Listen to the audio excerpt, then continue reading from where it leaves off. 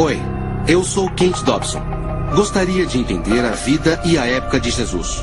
Quero saber quem ele foi e por que teve um impacto tão grande na história. Junte-se a mim nessa jornada de busca. Para descobrir a diferença entre fato e ficção, consultarei os maiores arqueólogos, estudiosos e pessoas de fé do mundo. Os antigos evangelhos foram desafiados e novos foram descobertos. Em relação à vida de Jesus de Nazaré, o que é verdade e o que é mito? Ele dominou 2000 anos da história ocidental. Milhões devotaram a vida a ele. Guerras foram travadas em seu nome. Mas quem foi esse homem realmente? Essa é minha busca pela verdade. A vida desconhecida de Jesus. Sou historiador bíblico e professor. E hoje estou a caminho de Belém. Quando eu era criança, me disseram que os 4 evangelhos do Novo Testamento traziam tudo o que era preciso saber sobre Jesus. Eram a pura verdade. Mas ao estudar a história antiga da minha religião, surgiram alguns questionamentos. Para mim, o mistério começa com o nascimento de Jesus. Estamos em Belém, isto é, nós cruzamos a Cisjordânia. Parece que nós estamos entrando em outro país. Há uma fronteira, um muro e uma cerca. É a realidade da Terra Santa atual. Belém agora é uma agitada cidade palestina. Mas há 2000 anos era uma pequena cidade, à sombra do Império Romano.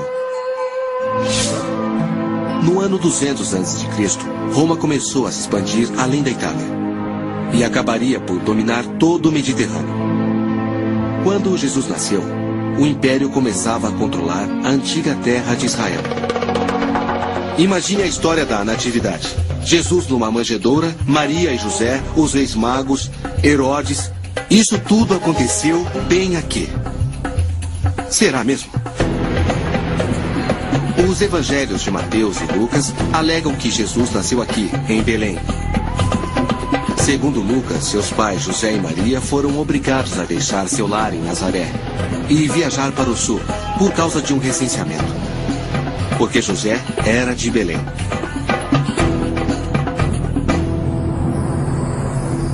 Muitos dos principais estudiosos bíblicos do mundo questionam essa parte da história. O padre dominicano Jeremy Murphy O'Connor é um deles. Por que acha que não houve o censo? Nós temos as normas do censo romano do Egito, por exemplo. E elas eram bem claras. Todos ficavam em suas casas. E por que viajar para ser contado? Você pode ser contado onde vive e trabalha. Sem falar na parte econômica, completamente impossível. E quanto à data citada? Segundo Lucas, foi feito por Quirino. Quirino, de fato, realizou um censo aqui, mas foi bem depois. Talvez 10 anos mais tarde. E sem o censo, a família sagrada não tinha nenhum motivo para estar em Belém. Saiba que, para alguém que foi criado ouvindo essas histórias como eu, isso gera um grande conflito. A Igreja da Natividade foi construída no local exato onde, segundo a tradição, Jesus nasceu. A cena da manjedoura que vemos reproduzidas todos os anos no Natal supostamente ocorreu bem aqui. Agora, tenho minhas dúvidas. Uma das pessoas que questionou seriamente toda a história da Natividade é o famoso historiador bíblico John Dominic Crossan. O episódio da Natividade é histórico? Não. Não acho que o episódio da Natividade em Mateus ou Lucas seja histórico. Todos os detalhes são bem diferentes. Podem coincidir, mas são bem diferentes. Eu os vejo como parábola e não como história. Você acha que não aconteceu? Não. Por exemplo, Mateus considera Jesus como o novo Moisés e diz que Herodes matou todas as crianças, assim como o faraó matou as crianças no Êxodo. É uma parábola poderosa, não é história? John Dominic Cross refere-se à história que já ouvimos pelo menos uma vez. Sábios do leste preveem o nascimento do Messias e dizem ao cruel rei Herodes que nasceu o verdadeiro rei dos judeus.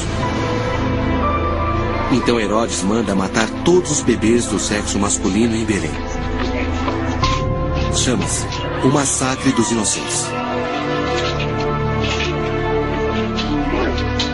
John Dominic também não acha que esse relato seja histórico, mas é uma pessoa de fé. E me questiono se a tensão entre o fato e a fé é difícil para ele. É difícil encarar essa tensão? É uma tensão da vida, a meu ver. É sim, é isso. Com toda certeza, devo confessar que nunca a considerei difícil e sim estimulante. Um dos personagens da história da Natividade que me fascina é o rei Herodes o Grande. Ele realmente existiu.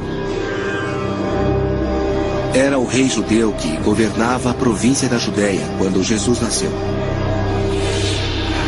Foi durante o seu reinado que a Judéia foi lentamente engolida pelo Império Romano. Como sei que existiu? Porque está em todos os livros de história. E as ruínas de suas obras se espalham pela Israel moderna.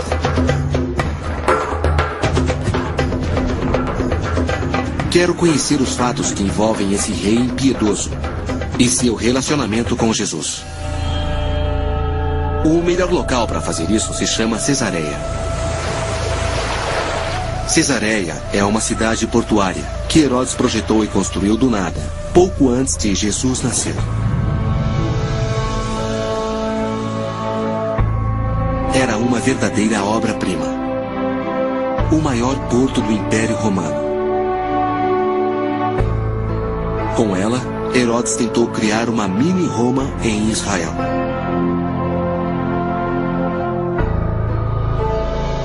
Veja estas colunas de mármore. Esta é da Turquia, esta é da Turquia, esta é da Itália e esta da Grécia.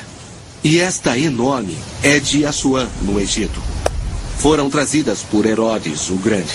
A alvenaria presente em Cesareia nos dá uma ideia do quanto ele foi internacional e poderoso. Mas Herodes foi de fato tão sinistro quanto a Bíblia o descreveu? Para saber mais, vou encontrar a historiadora Sarah Erlenson. A meu ver, você precisa de um psicólogo para falar de Herodes, não uma historiadora. Conhecemos os fatos e eles são horríveis. Ele matou a esposa adorada, ele afogou e estrangulou os 2 filhos que teve com. Ele foi um dos maiores. Ele introduziu características romanas na paisagem. E como estadista, ele foi um rei do mesmo nível dos maiores reis da Judéia dos últimos 1000 anos antes dele. Ele foi, de fato, o rei dos judeus. Então Herodes foi um monstro e um soberano brilhante. Mas a verdade é que talvez jamais tenha ouvido falar em alguém chamado Jesus, nem ordenado o massacre dos inocentes. Mas Cesareia me mostrou que Herodes realmente trouxe Roma para perto de Jesus. Eu acho que não percebi que Roma era um poderio a ser considerado. Não me refiro só à força e poder de um ponto de vista militar. Eles realmente dominaram todos os aspectos da cultura, desde a arte até a beleza, o comércio. Não havia como escapar deles. Quando Herodes morreu, não sabemos com certeza onde Jesus estava. Mas pouco depois, ele apareceria num vilarejo ao norte, chamado Nazaré. Em que tipo de mundo aquele garoto cresceu? Para descobrir isso, eu vou até lá.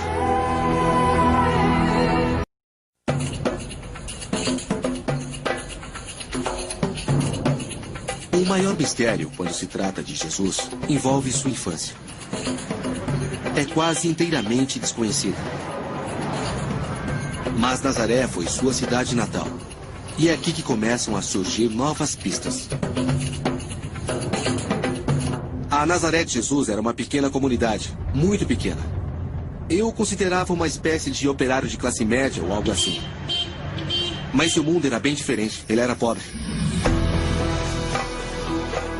Segundo o Novo Testamento, Jesus pertencia a uma grande família de camponeses. Sua mãe Maria teve 5 filhos e várias filhas. O Evangelho de Mateus também diz que Jesus seguiu a profissão de José, seu pai, um carpinteiro. Mas por causa de uma tradução ruim de um antigo termo grego, as pessoas podem ter uma ideia errada sobre isso. Na Bíblia, Jesus é chamado de Tecta, e muita gente concluiu que significava carpinteiro. Mas o termo significa construtor, e nessa parte do mundo constrói-se com pedra. Bem no meio de Nazaré, acharam uma pedreira antiga de 2000 anos. Dá para ver os cortes na pedra, de onde extraíam o calcário que usavam nas casas. É muito fácil imaginar que Jesus esteve aqui. José e Jesus podem ter sido pedreiros, e não carpinteiros. Isso significa que fizeram a mesma coisa que eu estou fazendo agora. Talvez até no mesmo lugar. Outra pista sobre a infância de Jesus está quase a 6,5 km de Nazaré. É uma cidade judaica chamada Séforis. Estava sendo construída quando Jesus era menino. Séforis era uma grande e rica comunidade, construída para aristocratas judeus que cooperavam com Roma. Basta olhar para Séforis para ver a influência de Roma. Mas não foram os romanos que construíram esse lugar, e sim pedreiros judeus locais. Acho que Jesus pode ter trabalhado aqui, lado a lado com seu pai, José. Não como carpinteiro, mas como pedreiro. Ele pode ter ajudado a construir Séforis quando era menino, sentindo não apenas o sol ardente, mas o peso da ocupação romana. Só há um outro vestígio dos primeiros anos de Jesus. O Evangelho de Lucas menciona o dia em que Jesus, com 12 anos, se afastou de seus pais em Jerusalém. E eles tiveram de procurá-lo.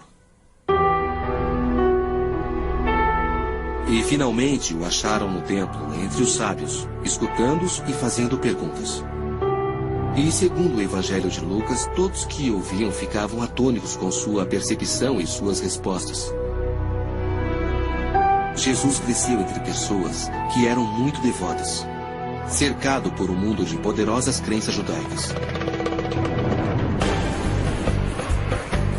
Uma descoberta recente abriu uma janela para esse mundo, e eu quero saber mais. Então vou para o leste com meu amigo arqueólogo Brian Schultz. Nosso destino é uma área remota chamada Qumran, perto do Mar Morto. É um dos locais mais quentes e áridos da Terra. Em 1947, as cabras de um pastor beduíno foram parar numa caverna remota no alto dos penhascos de Qumran. Segundo consta, o homem a seguiu até lá e ficou surpreso ao ver alguns potes antigos na parte de trás da caverna, na maioria quebrados. Dentro, ele descobriu rolos de textos antigos. Eles ficaram conhecidos como os manuscritos do Mar Morto. Ali estavam documentos de 2000 anos detalhando as crenças de uma seita judaica chamada Os Essênios. E os restos da sua comunidade em Qumran também foram desenterrados. Isso está acontecendo em Jerusalém? De certa forma, a descoberta dos manuscritos do Mar Morto foi uma mini-revolução para entender o mundo de Jesus. Obviamente, era difícil viver aqui nessa região inóspita. O que os motivava? Acreditavam estar vivendo no fim dos tempos, que o fim do mundo, como eles o conheciam na época, iria chegar muito em breve. Isso significava que Israel não teria mais nenhum soberano estrangeiro no poder. Terminava o mal. Deus governava a partir de Jerusalém. Essa é uma das principais diferenças porque Jesus... Brian relata que os essênios viviam as crenças judaicas de uma forma radical. Muitos grupos sociais Eles eram diferentes. obcecados pela pureza e pelo apocalipse iminente. Essas pessoas, obviamente, se preocupavam muito com a pureza ritualística. Por que isso? Um dos textos principais é Isaías 40, versículo 3, que diz: uma voz clamando na imensidão prepara o caminho para o Senhor. Acreditavam que precisavam vir para cá e preparar o caminho para o Senhor. Isso significava ser ritualmente puro. E a Bíblia nos diz que para isso é preciso se banhar na água.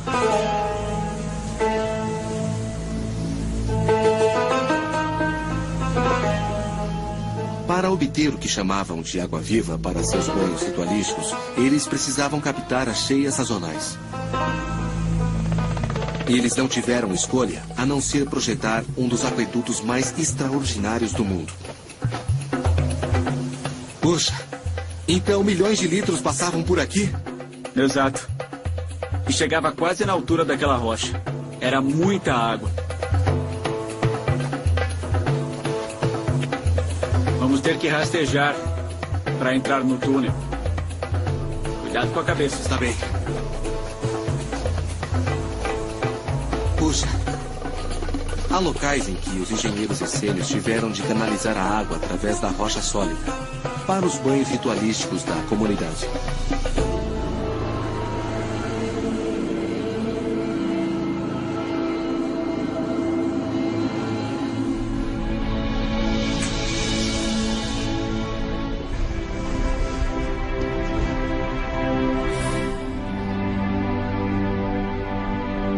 Estou no Santuário do Livro, no museu que abriga os manuscritos do Mar Morto. Esses textos são realmente inestimáveis, pois nos revelam algo do mundo judaico do primeiro século, de onde veio Jesus. Mas foi isso que inspirou Jesus? Teria sido ele um essênio? Para mim, a evidência dos pergaminhos revela que não era. A maioria dos textos é da Bíblia hebraica, essencialmente igual ao Antigo Testamento cristão. Também há registros detalhados das regras da comunidade. O que todas elas tornam claro é que os essênios eram uma seita judaica rígida e conservadora, que não permitia intrusos. Esse fato e suas obsessões apocalípticas os fazem parecer bem diferentes de Jesus. Era uma grande parte do mundo dele, mas de alguma forma não o envolvia. Ainda preciso descobrir o que transformou Jesus no que ele era. Para saber mais, estou a caminho do lugar onde ele viveu, ensinou e proferiu uma mensagem original e revolucionária.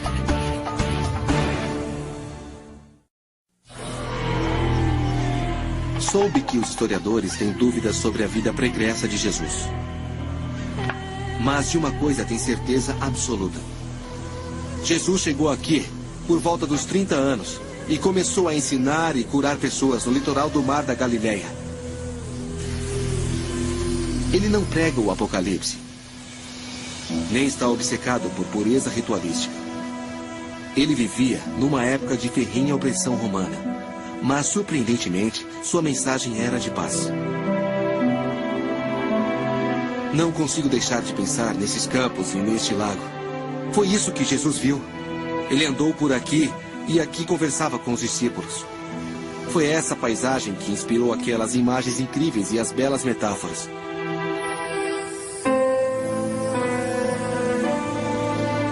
Jesus deixou sua marca no mundo como curandeiro e profeta. Suas palavras sensibilizavam as pessoas à sua volta. E o mais interessante é que metade dos seus discípulos era pescador. O Evangelho segundo Mateus diz: caminhando junto ao mar da Galileia, ele viu Simão e André, seu irmão, lançando a rede ao mar. Eles eram pescadores. E Jesus lhes disse: vinde comigo, e vos farei pescadores de homens.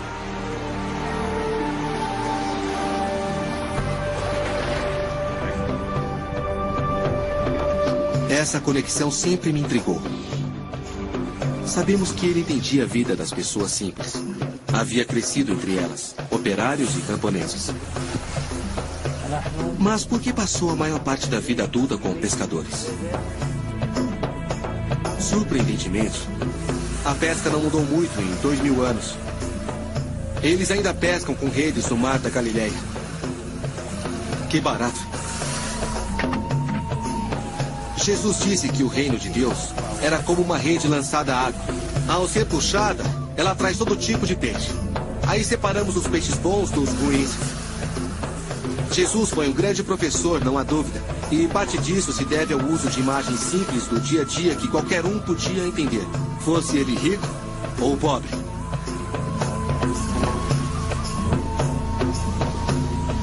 A pesquisa histórica nos deu uma compreensão maior sobre essa conexão com a pesca na história de Jesus. Pouco antes de Jesus começar a pregar, em 24 d.C., foi adotado um novo sistema de tributação. Ele aumentava os impostos dos pescadores. Eles estavam sendo levados à miséria. Talvez isso os tenha deixado tão receptivos à mensagem de esperança e mudança de Jesus.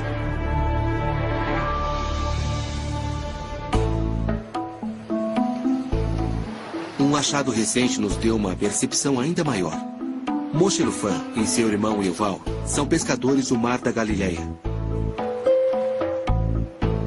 Em janeiro de 1986, houve uma seca e o nível do mar baixou, revelando algo que estivera oculto durante séculos. Fale-me sobre o dia em que acharam o barco. Bom, vamos lá. O meu irmão Moshe e eu nascemos aqui, perto da água. Meu pai é pescador e nós somos a segunda geração de pescadores. Quando nós éramos crianças, nós sempre brincávamos no Mar da Galileia. Um dia nós vimos um prego. Um prego? Um prego romano. Após 20 centímetros, vimos outro e mais outro. Nós limpamos o local, vimos a madeira e dissemos, uau, achamos um barco. E logo soube que era um barco. Sim, e aí nós começamos a pular e a dançar e de repente eu vi que surgiu no céu um grande arco-íris. Surgiu um grande arco-íris quando vocês olhavam o barco.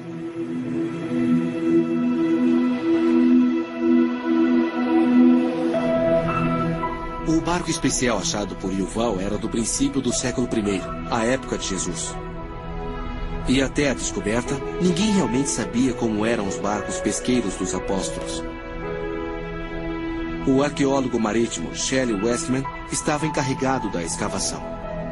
Esse barco foi achado nos arredores de Migdal, o lar de Maria Madalena, Maria de Migdal.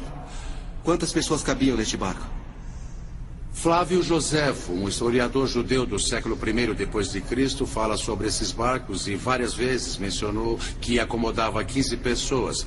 Lembre-se que as pessoas eram menores naquela época. A altura média de um homem judeu girava em torno de 1,60 m. Então é possível imaginar que Jesus e os 12 apóstolos... Se quisesse navegar com os 12 apóstolos, ele poderia. A datação isotópica mostrou que o barco foi construído na época do nascimento de Jesus. Provavelmente já navegava no lago no período em que ele viveu. Quem você acha que usava este barco? Bom, eu acho que Jesus trabalhava com esse barco.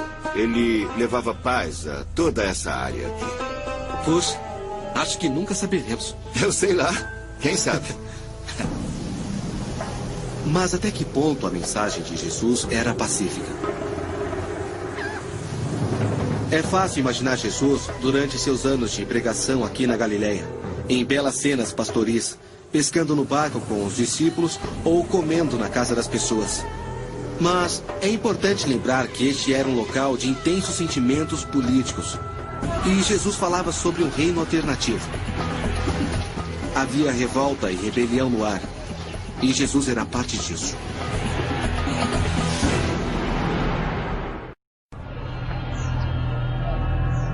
Jerusalém. Não conheço outra cidade igual.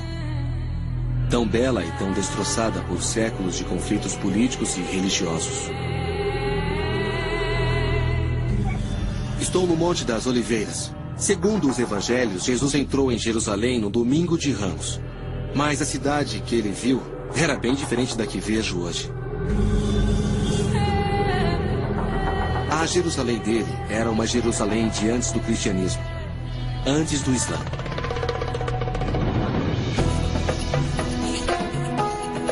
Era imponente para os padrões da época e abrigava cerca de 100 mil pessoas. No centro da cidade estava o coração simbólico de todo o judaísmo, o grande templo, o mais sagrado de todos. Os romanos saquearam Jerusalém e destruíram o templo no ano 70 depois de Cristo, apenas 40 anos após a morte de Jesus.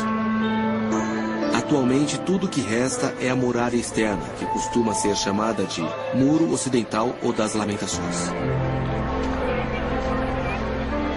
Os fiéis vêm aqui para lembrar e rezar. É um dos locais mais sagrados da Terra.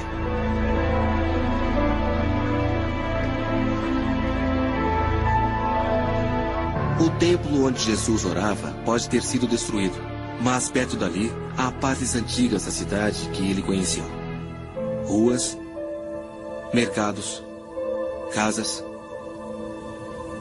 Jerusalém é o destino final de Jesus. É onde ele decide assumir uma atitude única e irreversível. Houve algo aqui perto que selou o destino de Jesus. Vou encontrar um dos principais estudiosos bíblicos atuais, John Dominic Crossan. Espero que possa me dizer mais sobre esse dia. O dia em que Jesus entrou no grande templo pela última vez. Primeiramente, por que Jesus teve problemas no templo?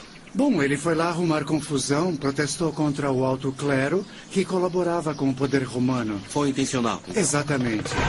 E ele fez isso na época mais volátil do ano, a Páscoa judaica. O Novo Testamento diz: ao chegar em Jerusalém, Jesus entrou na área do templo e começou a expulsar os que compravam e vendiam ali. Ele virou as mesas dos cambistas e as bancas dos que vendiam pombos. E disse: está escrito, minha casa será chamada de casa de oração por todas as nações. Mas vocês a transformaram num covil de ladrões. Jesus entrou no templo e virou as mesas. Por que ele fez isso? O templo é a casa de Deus, mas na ocasião era dirigido pelas autoridades do alto clero que, gostando ou não, tinham de colaborar com a autoridade imperial romana. Roma era o império dominante na época de Jesus. Jesus segue à risca a tradição judaica e anuncia que Deus não queria ver o mundo governado daquele jeito. Isso era subversão. Acha que a mensagem de Jesus era subversiva ao máximo em termos de império? Era radicalmente subversiva e seguia a longa tradição da Torá judaica, dos profetas judeus, que desde a época dos egípcios no Êxodo insistiam que Deus era contra o império porque era injusto. Nunca entendi de fato as poderosas afirmações políticas que Jesus fazia. No cristianismo que conheço, seu contexto político havia desaparecido. A maioria das pessoas gosta de imaginar Jesus numa túnica branca com uma faixa azul e cabelos longos. Eu cresci com essas imagens, mas ao ver Jesus como um revolucionário, alguém que luta pelos pobres, é algo profundamente desafiador. Desafia a minha própria compreensão de quem ele é e quem ele foi. Ele devia saber os riscos que corria, pois viu o que aconteceu a muitos outros líderes judeus antes dele. Criticar abertamente Jerusalém era pegar uma estrada que levava a um só lugar.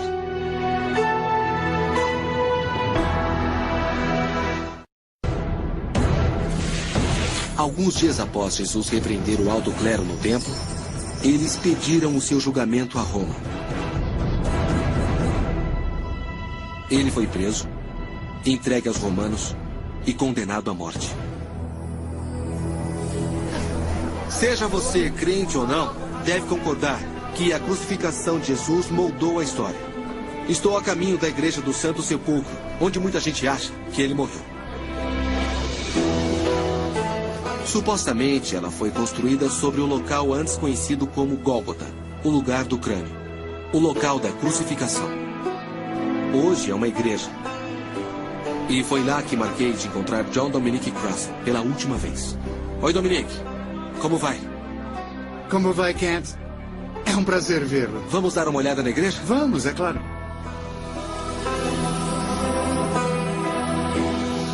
Há 17 séculos, os peregrinos vêm aqui, em busca de um contato com a vida do homem que veneram como seu salvador. Perto da porta, eles esfregam água de rosas sobre a pedra onde dizem que seu corpo ficou. A Igreja do Santo Sepulcro é um dos locais mais incríveis que já vi. Isso me fez pensar sobre o último dia da vida de Jesus. Por que os romanos escolheram a crucificação? A crucificação para os romanos equivalia à exibição de um cartaz. Funcionava como um alerta público, terrorismo estatal. Vejam isso, não façam o que ele fez. Podiam matá-lo de qualquer forma, mas tornaram público. Sim, isso é muito importante. Podiam tê-lo estrangulado no quartel, mas queriam uma demonstração pública. Os romanos lidaram com Jesus como lidavam com todos os agitadores contrários às leis imperiais. A questão que me fascina é: por que a história não terminou aí? Porque os seus discípulos se ligaram apaixonadamente à sua memória. Vamos considerar as semanas e os meses após a morte de Jesus. Como essa comunidade sobreviveu? A questão é que Jesus dissera a eles, antes de morrer, que nada dependia dele. Que o reino de Deus não era um monopólio. Porque eles faziam parte dele. Exatamente. Já haviam sido investidos desse poder. E então, de forma lenta, mas contínua, durante algumas décadas de tradição oral, eles começaram a escrever. E a decisão crucial foi escrever, porque os escritos permanecem. Os membros desse culto judaico dissidente agora eram chamados de cristãos. E suas comunidades surgiam por todo o Império Romano. Elas se espalhavam tão depressa e tão longe que, até hoje, surgem novas concepções sobre Jesus em locais bem inesperados. Vou para um local chamado Nag Hammadi, no sul do Egito. É um lugar que poucos estrangeiros visitam. Mas ali houve uma descoberta arqueológica que questionou seriamente o que sabemos sobre Jesus. E eu quero muito ver isso.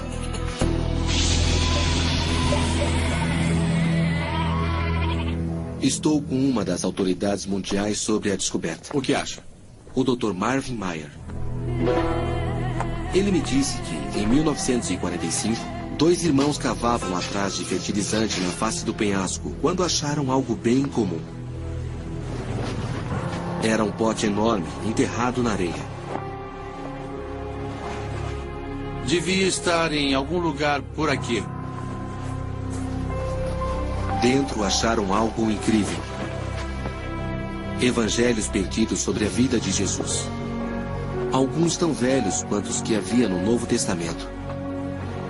Atualmente são conhecidos como os Evangelhos Gnósticos.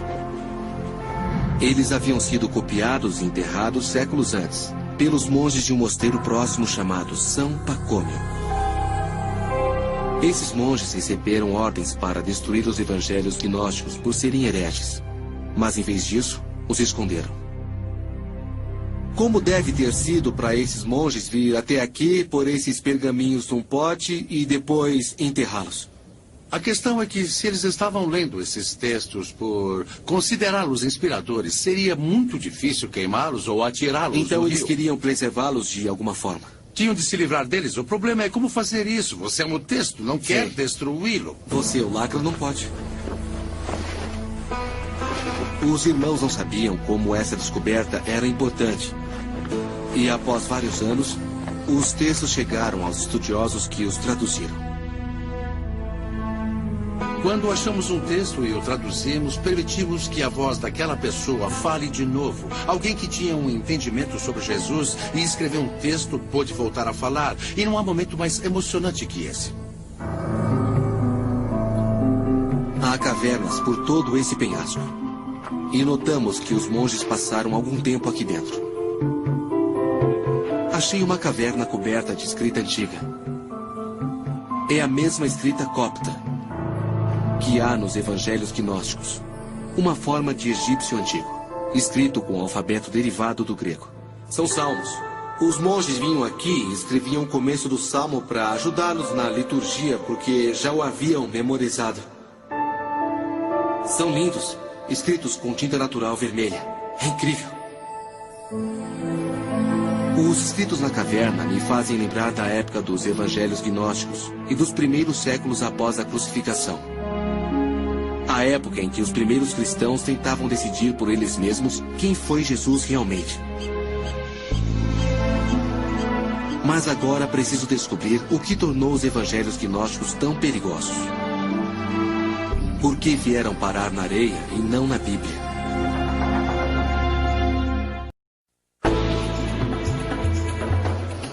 Essa é a etapa final da minha jornada. No Museu Cóptico do Cairo, numa área restrita, estão os verdadeiros evangelhos gnósticos. Vim descobrir o que há neles para que fossem enterrados. O arqueólogo Marvin Mayer passou anos traduzindo os textos. Oi, Marvin. Oi, Cat, como vai? Vou bem. Que prazer revê-lo. Igualmente. Bem-vindo ao Museu Cóptico. Obrigado. Aqui estão eles. Eis os textos de Nag Hammadi. São lindos. São lindos mesmo. O papiro está bem preservado e a tinta é nítida. É maravilhoso ver a coisa real. Eu estou interessado em saber o que os tornou tão perigosos, por que acabaram na areia. Bem, estes textos representam um tipo diferente de cristianismo, um tipo diferente de religiosidade em comparação ao que era aceito pela maioria dos padres e dos líderes religiosos. Na sua maior parte são textos de gnose, isto é, são textos sobre conhecimento que enfatizam o conhecimento em oposição à fé. O Novo Testamento tem 4 evangelhos. Aqui há mais de uma dúzia. O texto mais controverso deles é o Evangelho de Tomé. Por quê? Porque desafia a crença máxima do cristianismo. Parece duvidar da divindade de Jesus. Ele diz: o reino está dentro de vocês. Quando se conhecerem melhor, verão que vocês são os filhos do Pai vivo.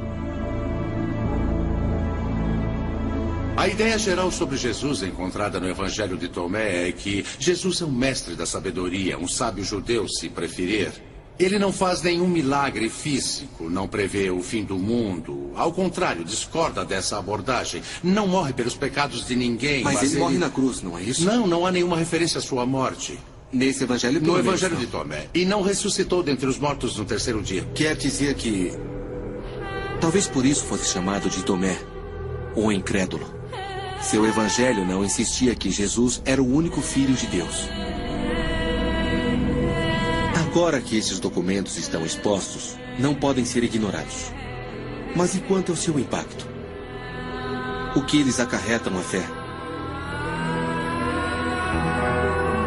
Há mais um lugar que quero ver. No interior do deserto oriental do Egito, há uma ordem de monges cristãos que praticam um estilo de vida monástico desde o século IV. É o mosteiro de Santo Antônio. O mosteiro foi criado pelo próprio fundador do monasticismo cristão, em 356 d.C., por volta da mesma época em que os evangelhos gnósticos foram declarados hereges. Os monges jejuaram, rezaram e viveram aqui desde então. Espero que esse lugar remoto possa me ensinar como os fiéis da época e de hoje interpretam os evangelhos gnósticos. Padre Maximus. Kate Dobson. Muito prazer. Igualmente. É um belo lugar. Obrigado. Seja bem-vindo. Obrigado. O Padre Maximus é monge aqui há mais de 30 anos. Fico fascinado com seu estilo de vida. Pouco difere do modo como os monges do deserto egípcio viviam há mais de 1000 anos. Sente-se mais perto de Deus no deserto? Com toda certeza. Mas é uma vida dura, não é? É dura, mas é uma vida bonita, prazerosa. Vivendo como monge aqui, você sente a vida. Da mesma forma que os primeiros padres traduziram viver a vida, segundo a Bíblia. Eu tiro os sapatos? Sim, eles ficam aqui. O padre Maximus me leva até a capela do mosteiro, uma das mais antigas do mundo. Puxa. É incrível. Todas essas pinturas. Esta é a igreja de Santo Antônio, construída no século IV. No século IV. A construção, a estrutura dessa... A capela é coberta de antigos afrescos cópticos. Alguns deles foram pintados ao mesmo tempo em que os monges de Nag Hammadi copiavam os evangelhos gnósticos. Preciso saber como esses novos evangelhos afetam um homem de fé ortodoxa como Maximus. Acha que esses manuscritos nos dizem algo sobre Jesus?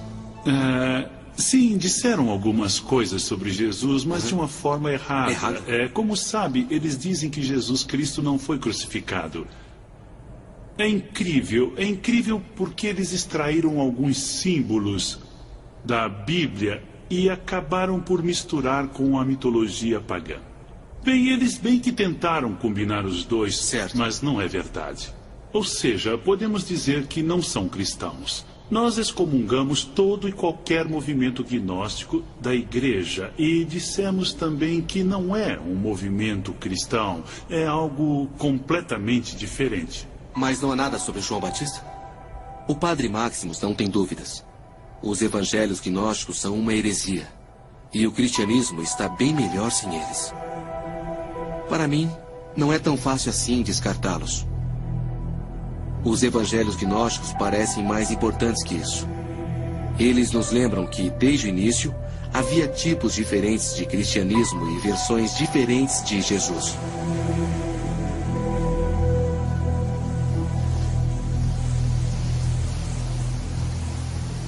Eu parti em busca de Jesus, o homem. Mas onde isso me levou? Descobri que quanto mais procuramos por ele, mais questões se acumulam. Sinto que tenho muito em comum com Tomé, que acabou sendo chamado de o incrédulo. Ele duvidou da ressurreição de Jesus. Eu também tenho questões e dúvidas sobre a Bíblia e a história de Jesus. Mas ele foi um discípulo e continuou discípulo. Eu acho que uma pessoa honesta realmente deve questionar as informações.